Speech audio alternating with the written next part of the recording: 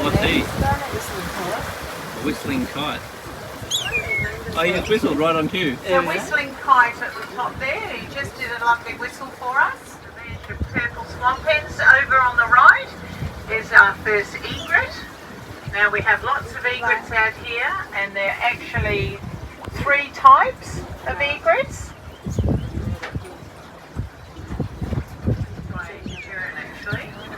That one. Oh, there's a dotterel down there too. Yeah, there's a dotterel. Running along there, we see lots of them. And we'll also see a lot of the cracked coals running through the water. He's just starting to get the colour on that. That's a juvenile as well. We'll have a little chat about this guy. Why he's laid there nice. We don't feed crocodiles in the system.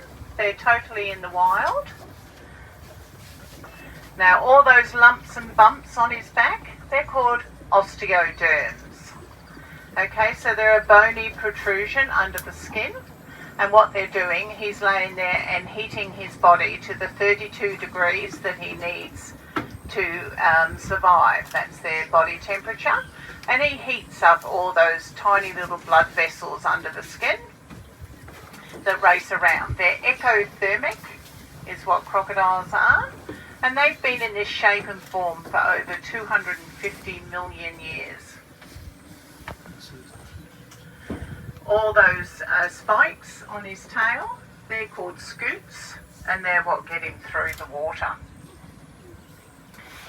If you can see on top of his head, you can see like diagonal slits behind his eyes. Now those diagonal slits are actually his ears. Okay, and in his ears he has 3 ear canals.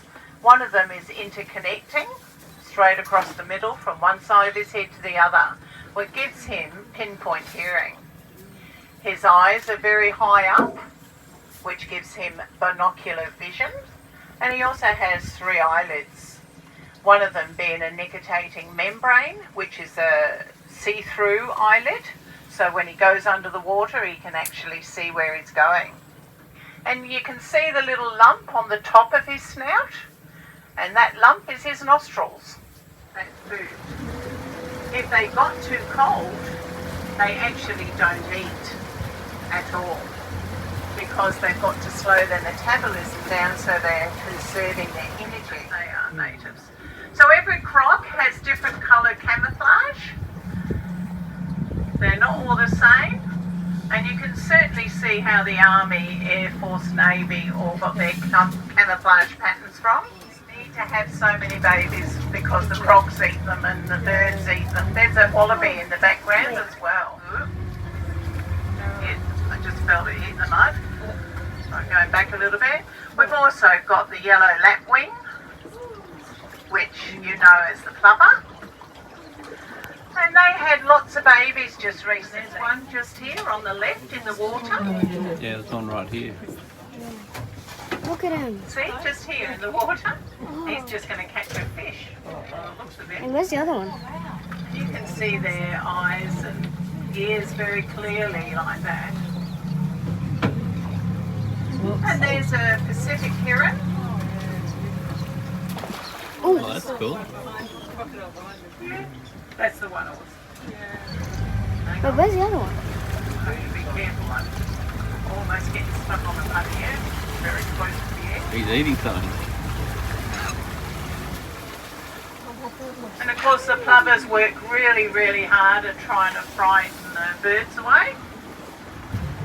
That guy's been hanging around, that Pacific heron, ever since we've been coming up here. It's just the one on his own.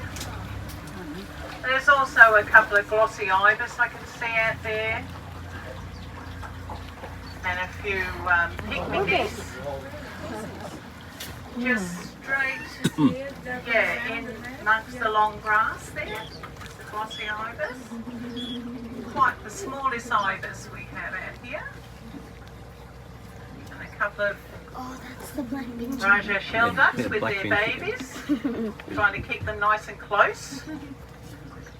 Where's the other crocodile? over there. Apparently there's See the croc right over there, guys? Just stand up on the back. Straight through James, there. see? Just Just there. put your arm down in Sorry. the side. there. Sorry. That's a big one. Yeah, the Yeah. over 3 o'clock. Or 9 o'clock, really. Yeah. And you've got wandering whistling ducks, and you've got as you can see, it's the same level as the billabong at the moment, but it's still slowly draining into the billabong. And once it does, all the baby fish that have been born out there are getting washed back in as well. So they've all got heaps and heaps of food. Right, they're not really geese. However, they look like a goose and sound like a goose.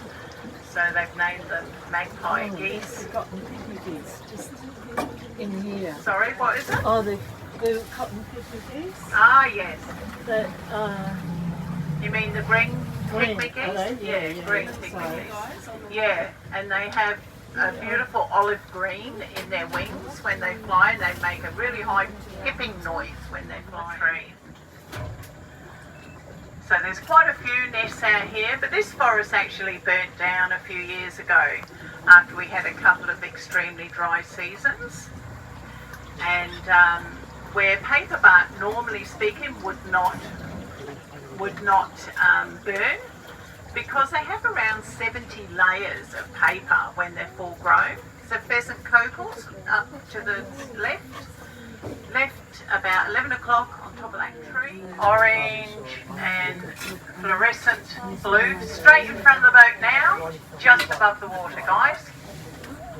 On the branch.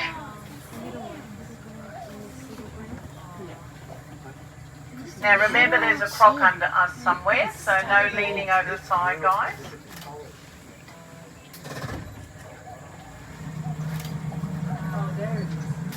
Oh, you can see the croc? Yeah. Oh, kingfisher's just gone. Right under us. Yeah, there's the bubbles. See the bubbles? So they don't very often leave bubbles, but it's usually when they've gone under quickly. I'm sure his tail looked like it was a bit forked. I'm thinking it might be a black kite. Is it forked? No, it's not. It's the actual seed pods from the sacred lotus flower, which only lasts for 3 or 4 days. It opens up in the mornings and closes at night. There's a lot of buffaloes out there still, and they do go hunting for them, and you get a special license to be able to go and shoot them. But if the cattle stations can grab hold of them, they actually will send them overseas for live export as well. Well, what about that? The darter drier wings, Yeah. they look very wet and Bedraggled. It is a substantial part of an Aboriginal's diet, because you can eat every part of that plant. You can eat the stems, the flowers, and the bulb. What fish would be in here? We have barramundi. We have Naturally. Naturally. naturally they breed. You see, they come across the causeways and get back into the system and all that. We have Saratogas. We have tarpons. Lots of freshwater mullets and all sorts, plus the 7 spotted archerfish as well in here. Any catfish? Any catfish? Oh, lots of catfish, yeah. Catfish is a very common fish that you find around here, and a lot of the birds Oh, here you and go. crocs catch them. So here's a little crocodile. I don't think this is lumpy, but it could be. Very difficult to see her lump on the right hand side. You can just make it out. If you look through the water, you can see that lump.